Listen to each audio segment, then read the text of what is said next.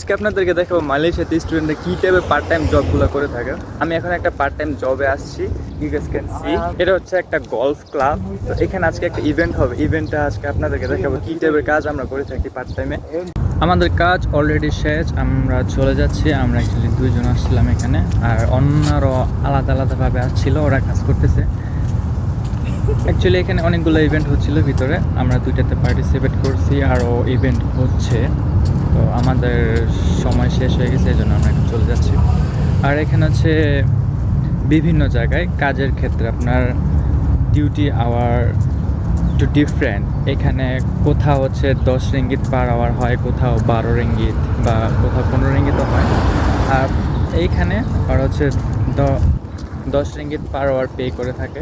একটা মজার বিষয় হচ্ছে এখানে প্রচুর পরিমাণে খাবার ছিল বেশি।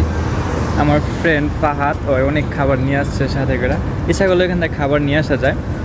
সো এই যে হচ্ছে খাবার এর মধ্যে বিভিন্ন স্যান্ডউইচ, তারপরে হচ্ছে কলা, এরকম টাইপের বিভিন্ন খাবার আর কি।